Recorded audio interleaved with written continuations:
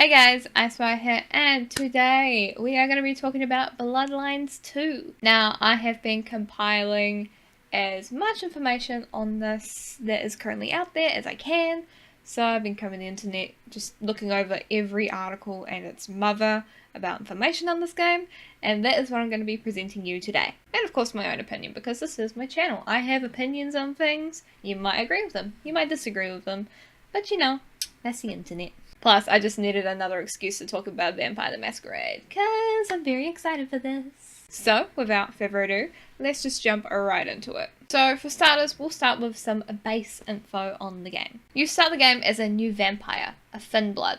You're a victim of a mass embrace. And if you're new to all of this like I am, a mass embrace is an illegal vampire military tactic used to produce an army of, disposable vampires for whatever it is the creator wants to do. Now, a thin blood is essentially the last generation of vampire. According to the White Wolf wiki for them, I had to do research on this because I was clueless. Thin-blooded vampires have been persecuted for centuries, so they're like the mutts of vampires. There are a few specific groups that actually fear their existence because certain prophecies indicate that thin-blooded vampires are a sign of the end times.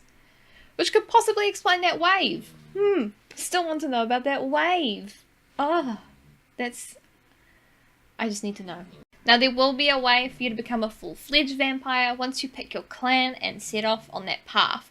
So if you're worried about being a thin blood forever, do not worry. You will not be a thin blood forever. You will get to pick a clan and, go the normal route that you're used to from the previous game. You just gotta start off a little bit weak to begin with. Now, unlike the previous game, which was set in LA, Santa Monica, our new stomping grounds in Bloodlines 2 will be in Seattle, 15 years after the events of the first game. Now, I'm actually quite excited about this because I love, the setting of Seattle. I remember playing it with my second son when that came out, and I loved exploring Seattle. I thought that was one of the biggest highlights for me of that game. So I'm looking forward to seeing what Bloodlines 2's take on Seattle will be like. Now, if you're a fan of the soundtrack from the first game, Rick Schaefer has confirmed that he has contributed to the soundtrack. In an email I came across in a tweet to Twitter user Outstar, he said the following: I contributed an hour of music to the OST and am the main composer. Been working on it for over a year. Telling you first. You can get the word out now that the game is announced. Original OST coming out on iTunes in November. Chris Avellone has been confirmed to be working on Bloodlines 2. Now, if you're unfamiliar with who Chris Avellone is, he has worked on the storyboard writing for multiple games, the most notable being Star Wars Knights of the Old Republic 2, Fallout 2, and New Vegas, and now Bloodlines 2. So it's safe to say that whatever story that we're going to be playing is in pretty good hands, because Chris Avellone, he knows his shit. Finally, but not least, there was some concerns on whether or not the Malkavians will be present in this game, and I'm happy to say that the Malkavians will be returning to Bloodlines 2. The team is keen about being faithful to the original game while also being respectful to the disabled community, which I think, given the current precedent for video games and themes of mental health nowadays, I think you can strike a balance between being respectful to the affected communities while remaining true to your own creations. For example, take a look at Hellblade.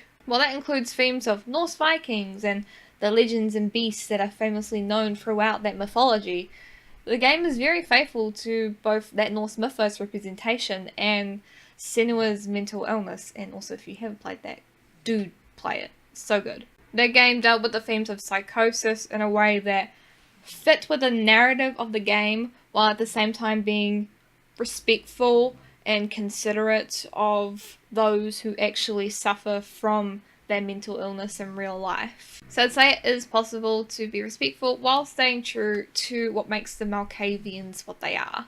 Regarding what the story is going to be, here are a few excerpts from the official Bloodlines 2 website in regards to what the story will involve. Victim of the mass embrace. Thrown into a dark, unforgiving world. Into the night as one of several humans inexplicably attacked in a mass embrace, suddenly thrown into the dangerous and ruthless vampiric politics of Seattle. Tensions between the factions in Seattle are at an all-time high, and this unsanctioned attack throws the status quo into chaos. An inquest is called in order to get to the bottom of the mystery. and you're the star witness, whether you like it or not. Next one is Blood in the Streets. Control the blood. As one of the few free agents in town, you will choose a side and play an important role in the factional war to control the blood trade. But can your allies answer why you were made, who's pulling the strings, and who your real enemies are? Or will you be more concerned with what you can do to get ahead among the vampire elite? The choice is yours. Vampire hunters also appear to be making a return in Bloodlines. As you can see here, a man holding a stake appears to be attacking the player character. Here we have the second screenshot of a vampire standing over a human and what appears to be pouring blood from his cut hand into the victim's mouth. Now, this could be taken from this mass embrace. Given the angle that the camera's at, this could actually be our player character staring at what's about to happen very shortly to them, leading up to their new life as a vampire. Now, next up, character creation. Now, this character creation has been described as a robust character creator, and this is my favorite part of the video because I love my character creators.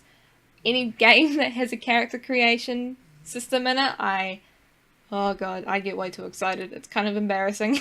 Now, the character creator, which players will get to use twice, once at the start to define your human aspects. For example, you get to pick what your human background was, which I'm very excited about because I love having those kinds of options. And then a second time later in the game to flesh out your vampire. And the character creator goes beyond your basic male, female models. You can pick your body type.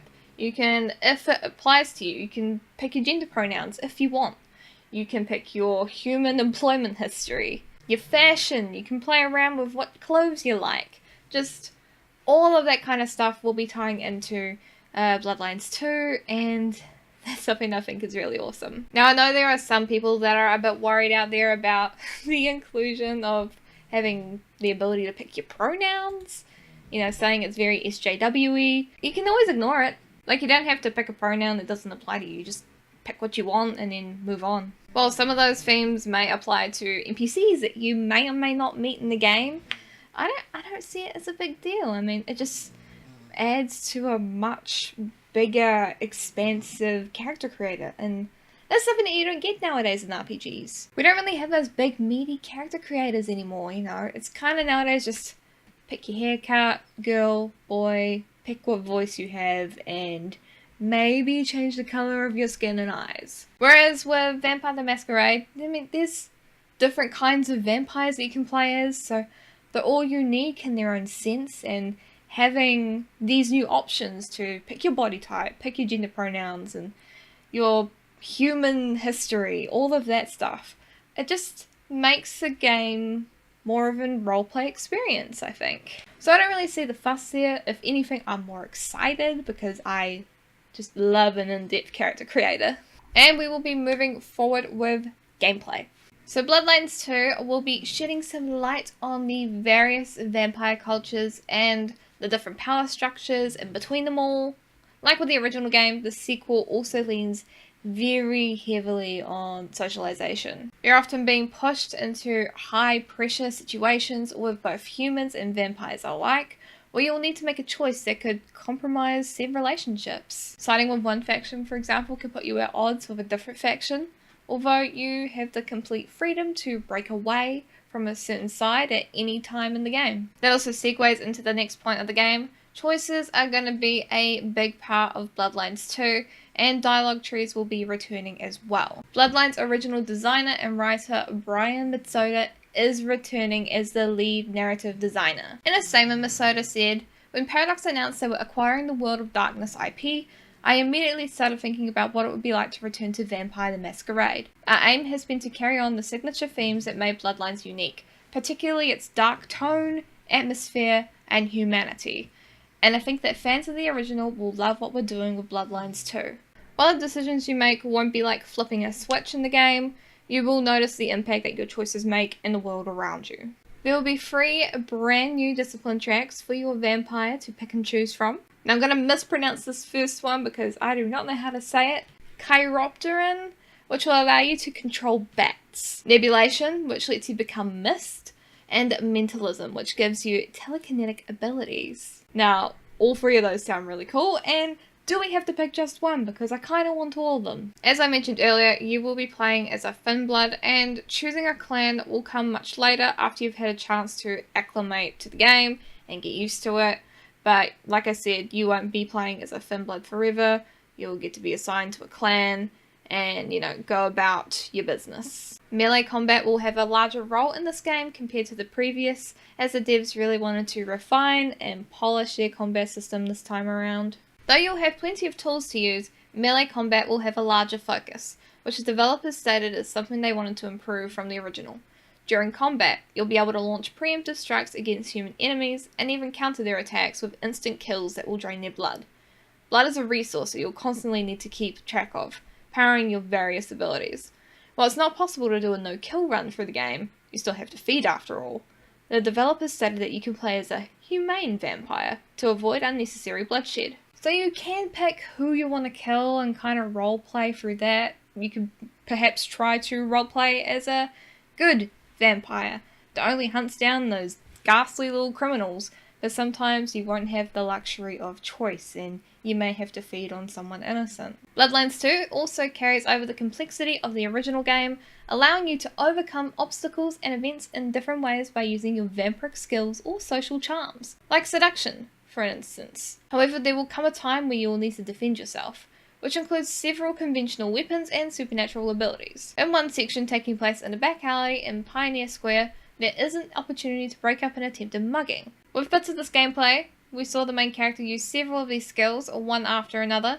First, they used their heightened senses to highlight the key targets and took advantage of their heightened physicality to make high jumps across roofs to get into position and perform a series of takedowns on the muggers. Now, we have seen a small tiny snippet of what one of these high jump attacks actually looks like in the announcement trailer, where we do see a player character jumping on a brute and attacking them while leaping across a very wide distance. Something interesting to note is that a developer who worked on Dishonored is also working on this game. Whether they specialise in combat, I'm not sure, but what I do know is that the combat in both the first and second Dishonored games is very fluid and smooth to play, so if that certain developer is in fact, focusing on the combat department of Bloodlines 2, then I'd say it's in pretty good hands, because given the abilities that you have in Dishonored 2, where you can take control of rats and whatnot, and from what we saw in the announcement trailer where we do get to see the player character use those telekinetic abilities, I'd say that it does look to be on a similar level of Dishonored when it comes to the melee combat. As I said earlier, choices are a big thing in this game. How you advance your character can set the tone for what's to come. This even comes into play by the type of human blood you feed on. If the target is angry, especially during a combat encounter, then you'll feed on blood filled with anger resonance. If they're frightened, then they'll be highlighted with the fear resonance. Feeding on a specific type of blood for too long will have you favour a particular type, opening up access to certain skills. Now, we did get a small reference to this throughout the Tender beta that we got to fiddle around with. Well, some of us did. I didn't personally, but I did see other people's videos and whatnot on it. For example, during the reveal for Bloodlines 2, we did get to see a little bit of a blood counter in the corner of the screen, where it had room flavour, and it had apathy or anger or fear pop up every now and then. And I think that will be part of the gameplay from the sounds of it, which makes me curious as to whether or not Tender will be coming to us in this game in some way, shape or form, or whether it will impact the story. I'm so curious about that. But there is an interesting thing to note, is that resonance / blood flavour thing that was associated with Tender is also going to be present within Bloodlines 2. Continuing on, but if you choose to forego your humanity and kill indiscriminately for too long, your character will dip further into the vampiric side. According to developers, if this happens, your character's social skills will be affected, making certain situations, like socializing or going out in public, more difficult. But inversely, you can acquire more vampiric abilities as a result. Now finally, and this is kind of one of the more controversial parts of this game that I've seen people react negatively to, is that Bloodlines 2, as of right now, will be a first-person experience. A series of tweets confirm this, which we'll look at right now. So someone tweeted the official account for the game. Are we getting third person like the first one? I hope I didn't wait 19 years for an FPS. The game is an immersive, first-person only experience, but it does feature some moments where you'll see your character in third-person view. Now, I have seen a lot of people upset about this, and I'll admit I am one of those people. I prefer the third-person perspective when I play RPGs. And I'll admit not having the choice to switch in between third and first is a bit off-putting, although I'm still going to get this game because I'm not going to let that stand in the way of playing a follow-up to a game that I really like. But there is one little thing that I do want to note about this, and that is that, remember Cyberpunk 2077? When that was announced that it had first person only, there were also a lot of people that were upset.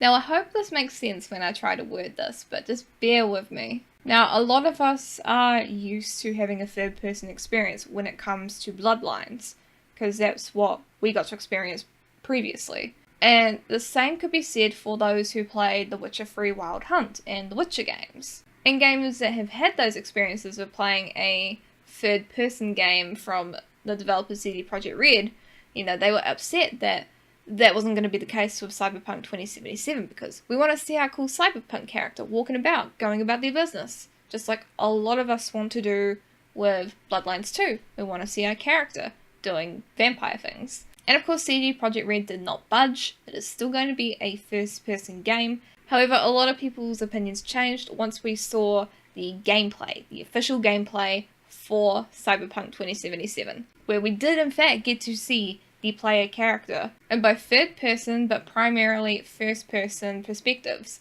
And as someone that actually, you know, leans more towards the third-person perspectives, I actually quite liked how they did it. And if that approach is any bit similar to what the devs are doing with Bloodlines 2, I think that we'll like it. I know for me personally, I will like it, you know, opinion is subjective, but I think if we take into account that situation with CD Projekt Red and Cyberpunk 2077, and also kind of apply that logic to Bloodlines 2, I think a lot of people's opinions will shift once we get the official gameplay. And that is all the current info I have on Vampire the Masquerade Bloodlines 2.